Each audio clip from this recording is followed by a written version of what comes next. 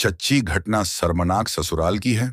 जो अपने ही घर में आई बहुत खूबसूरत बहू के साथ जो किया, ससुर जेठ और देवर ने सुंदर बहू को देखकर नियत बदली और फिर उसके साथ जो किया, वह जानकर आप भी हों जाओगे हैरान।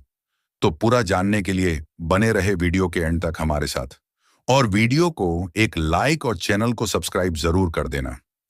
दोस्तों, उत्तर प्रदेश के एक छोटे लेकिन समृद्ध गांव रामपुर में चौहान परिवार अपनी शान और रुतबे के लिए मशहूर था। इस परिवार का मुखिया था जगत सिंह चौहान, जो गांव में ठाकुर कहलाता था। जमीन जायदाद खेत नौकर सब कुछ था उसके पास। उसकी बात को गांव में कोई टाल नहीं सकता था। इसी घर में कुछ दिन पहले ही नई बहू आई थी, सुजाता चौहान।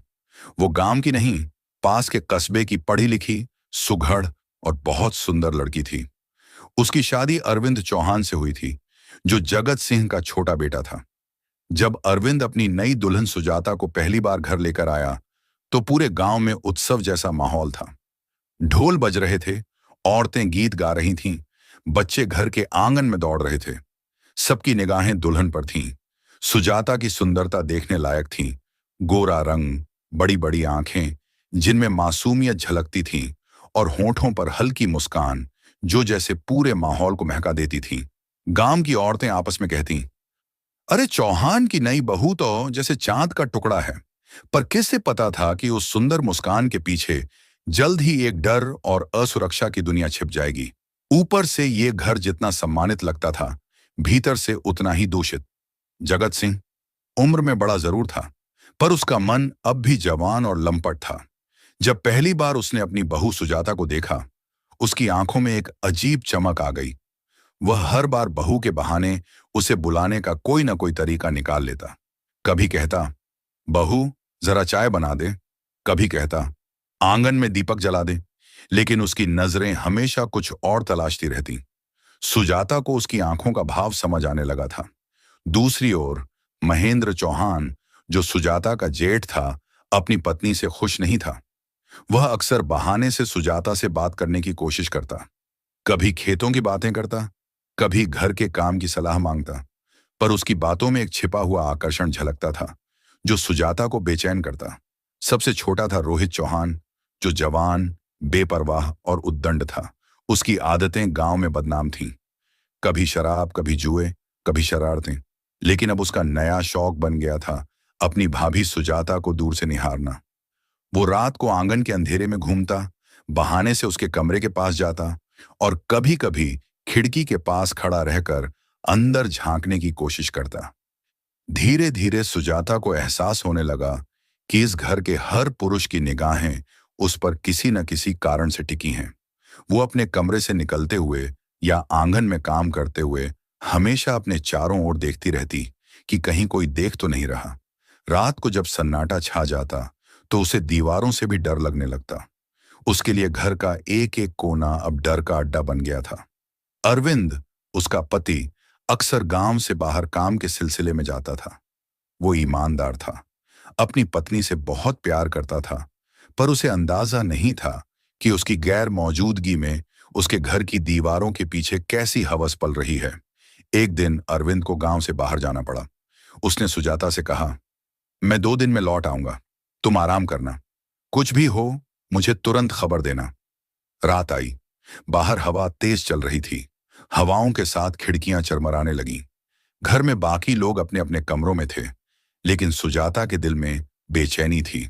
उसने धीरे से कमरे का दरवाजा बंद किया और कुंडी चढ़ा दी। वो बिस्तर पर बैठी थी, तभी उसे महसूस हुआ जैसे कोई बाहर आहट कर रहा हो। धीरे धीरे खिड़की के पास एक छाया दिखी, किसी आदमी की। उसका दिल जोर से धड़कने लगा। उसने कांपते हाथों से दिया उठाया और खिड़की की ओर देखा, लेकिन वहां कोई नहीं था। तभी दरवाजे पर हल्की सी खटखट हुई। उसकी सांसें तेज हो गईं। वो बोली, कौन है? बाहर से भारी आवाज आई, दरवाजा खोलो। बहू, मैं हूं, जगत सिंह। सुजाता की आंखों में डर की लहर दौड़ गई। वो समझ चुकी थी कि अब क्या होने वाला है। उसने कांपते हाथों से दरवाजे की कुंडी को और कसकर बंद कर दिया। बाहर से आवाज फिर आई, बहू डरो मत, बस बात करनी है। लेकिन सुजाता ने दरवाजा नहीं खोला। सुजाता का दिल जोर से धड़कने लगा। उसने खुद को संभालते हुए हिम्मत जुटाई और कहा, बाबूजी, आप मेरे पिता समान हैं, कृपया वापस जाइए। पर जगत सिंह की मुस्कान और चौड़ी हो गई। उन्होंने धीमी आवाज में कहा, सुजाता, इस घर की दीवारें तेरी सुंदरता को नहीं छिपा सकती। तेरे जैसे चेहरे को तो कोई भी देखे, खुद को रोक ना पाए। सुजाता का चेहरा पीला पड़ गया। वह पीछे हटने लगी। तभी उसे पीछे से कदमों की आहट सुनाई दी। पीछे से जेठ महेंद्र चौहान आ रहा था। वह अपने पिता की नीयत को देखकर भी कुछ नहीं बोला, बल्कि उसने उल्टा कहा, बाबूजी, सच तो यह है कि भाभी सच में बहुत सुंदर हैं। क्यों ना आज सच्चाई को खुलकर देख लिया जाए। सुजाता के पैरों के नीचे से जमीन खिसक गई। उसके होंठ सूख गए और गले से आवाज निकलनी बंद हो गई। उससे पहले कि वह कुछ समझ पाती, देवर रोहित चौहान भी वहां आ गया। उसकी आंखें अंधेरे में अजीब ढंग से चमक रही थीं। उसने हंसते हुए कहा, भाभी, आज तो कोई रोकने वाला भी नहीं है। अरविंद भाई तो गांव से बाहर गए हैं। आज तो हवेली सिर्फ हमारी है। सुजाता ने डर के मारे दीवार से सटकर खुद को छिपाने की कोशिश की। उसकी आंखों से आंसू बहने लगे। उसने कांपती आवाज में कहा, भगवान के लिए आप लोग ये क्या कर रहे हैं? मैं आप सबकी बहू हूं, आपकी इज्जत हूं। लेकिन तीनों की आंखों में नशा और पाप की चमक बढ़ती जा रही थी। हवेली के आंगन की हवा भारी हो गई थी। तभी अचानक दरवाजे पर जोर की आवाज हुई। धड़ाम! दरवाजा खुला और भीतर कदमों की गूंज सुनाई दी। वह था अरविंद चौहान, सुजाता का पति। वह गांव का काम जल्दी निपटाकर अचानक घर लौट आया था, और जैसे ही उसने हवेली में कदम रखा, उसके सामने पूरा मंजर साफ था। उसकी पत्नी भय से कांप रही थी और उसके पिता और भाई उसकी ओर बढ़ रहे थे। अरविंद की आंखों में आग जल उठी। उसका चेहरा गुस्से से लाल था। वह गरजते हुए बोला, शर्म नहीं आती तुम्हें? सबको, एक औरत जो इस घर की बहू है, उस पर इस तरह की नीच नजर डालते हो। पिता होकर बेटी सी बहू पर बुरी नीयत रखते हो। भाई होकर भाई की इज्जत से खेलते हो और देवर होकर आग में घी डालते हो। तीनों के चेहरे से खून उतर गया। हवेली का माहौल सन्नाटे में डूब गया। सुजाता दौड़कर अरविंद के पीछे खड़ी हो गई। उसकी आंखों से आंसू रुक ही नहीं रहे थे। उस रात हवेली में कोई नहीं सोया। अरविंद ने उसी समय फैसला लिया कि अब यह मामला छिपाया नहीं जाएगा। सुबह होते ही उसने गांव की पंचायत बुला ली। पूरा गांव हवेली के सामने इकट्ठा हो गया। बुजुर्गों, औरतों, जवानों, सबको जब सच्चाई पता चली तो सबके चेहरे शर्म से झुक गए। गांव के बुजुर्ग ने कहा, जगत सिंह चौहान जैसे आदमी ने चौहान नाम पर कलंक लगा दिया है। जिसने अपने ही घर की बहू की इज्जत पर हाथ डालना चाहा, उसका इस गांव में कोई स्थान नहीं। लोगों ने जगत सिंह और उसके बेटों की हरकत की कड़ी निंदा की। कभी जो चौहान हवेली गांव का गर्व मानी जाती थी, वही अब शर्म का प्रतीक बन गई।